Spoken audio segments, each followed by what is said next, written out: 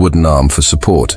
The walk to the kitchen seemed longer each day. The wooden floor creaked beneath her careful steps. Familiar sounds, a house growing old with its owner.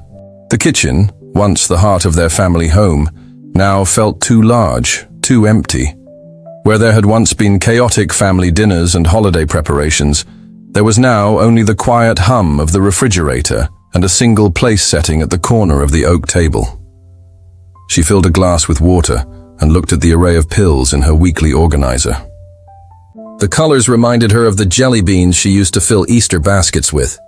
Pink for blood pressure, white for cholesterol, blue for arthritis. As she swallowed each pill, Mary thought about how her own mother had aged.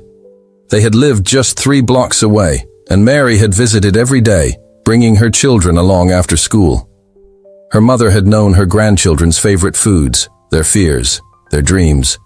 She had been present for every milestone, every skinned knee, every triumph.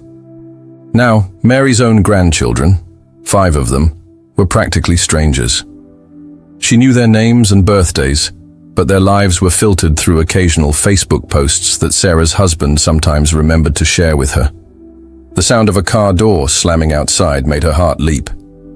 She shuffled to the living room window, pushing aside the lace curtain. It was just the neighbors, the Hendersons, returning from their weekly dinner out.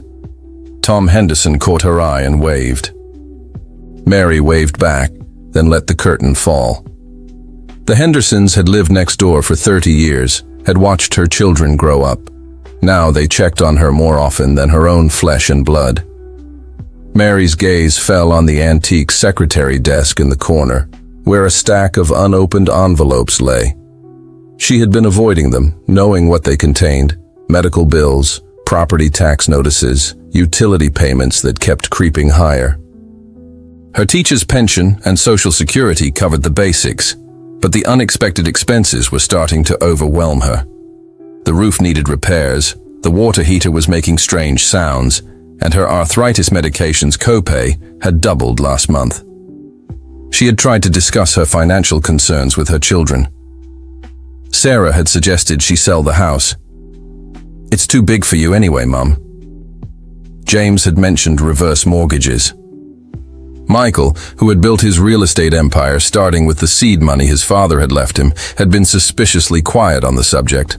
The truth was, Mary didn't want to sell. This house wasn't just a property to leverage or an asset to liquidate. It was where Charles had carried her over the threshold in 1965.